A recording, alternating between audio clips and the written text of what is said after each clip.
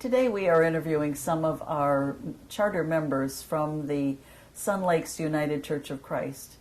And one of the charter members is the lady sitting next to me. Can you tell us your name and where you're from?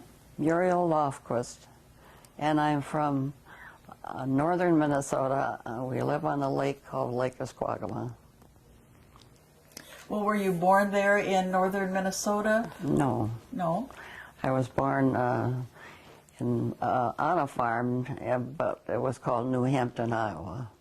Okay. And Well, what year was that, or what's your birth date? 1922, February 13th, 1922. And so you are 91 now? Yes. What was your husband's name? Fred. Well, his name was Frederick, but we called him Fred. What brought you to Sun Lakes, Arizona? We were looking for a spot for our retirement, and our next door neighbor had come to Arizona and liked it so well that we decided that we would buy the lot right next to them. So we have been very satisfied. I had thought before I wanted to go to Florida, but because my arthritis, my doctor thought Arizona was much better for me.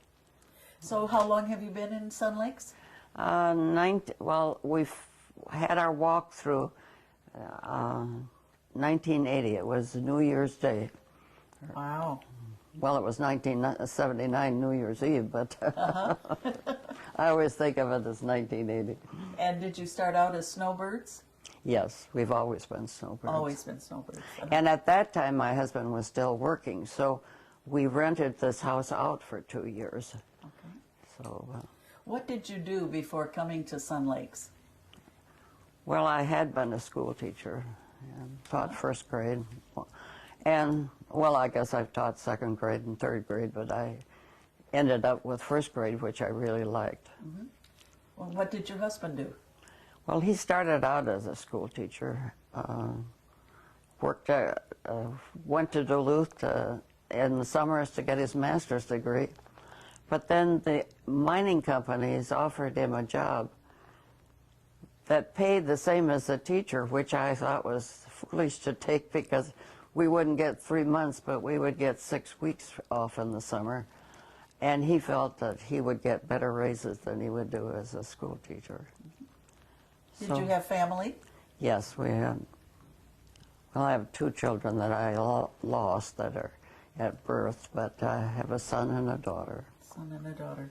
And they're both in their 70s. Well, what made you become a charter member of Sun Lakes United Church of Christ?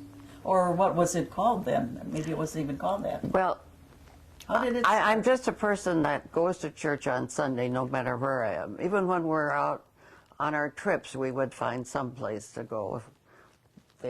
And people were always so gracious when we would go to their churches. So this church was just a Protestant church, and they met in the Sun Lakes, in that big room, Sun Lakes. Oh, And in the they clubhouse? had an organ, or I think it was an organ that they played, and the minister, I think they had people that had been ministers would get up and it would. Was that in the clubhouse in the Arizona room you're Yes, talking about? big room. And I don't think there were any churches, because when this church started, they built the church, and the Catholics used it too. Oh, really? In fact, they had to take their Stations of the Cross down, so when you came a little earlier, they would be taking their. What other groups were there? Were there other congregations, people from other congregations besides the Catholics, Methodists or Presbyterian? Well, they just considered themselves Protestants. Protestants. But I think they started. There was a group that was even when we had the big church. There was another Protestant church, and I don't remember. I know that the Methodist Church asked if I would like to join them when they were starting their church.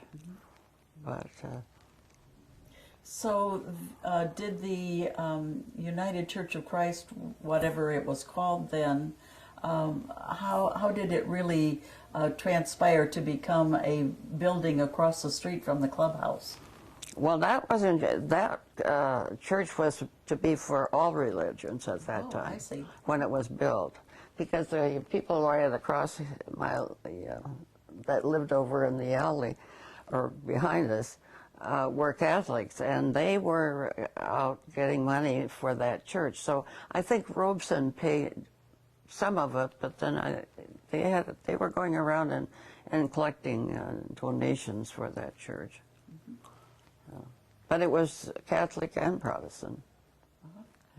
Were the Lutherans or Jewish congregations a part of it at that time? Or? Well, no, they just all came. The Jewish people, I don't know when they came.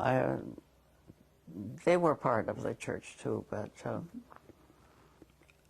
there was a time when I was gone for 5 years. It was during the time my husband was sick, and he didn't want to come. He wanted to stay on the lake, and so I would just come and open up the place and stay for a few weeks, and then come in spring and close it down. Who was your first pastor? Pastor Johnson. Can you tell us a little bit about Pastor Johnson? Well, he was an elderly man, and I guess I was telling you about the fact that he had this white beard and this white hair. And that time he wore it a little longer. That was during that time, and not quite long, but it shone. And when he would have his robe and open it up, like this, it was beautiful. Though I thought he was almost God himself. But he only did this to help the new church out. And I wasn't part of that group that started it. I think somebody mentioned it in church. Didn't we have some? Charter members, yes.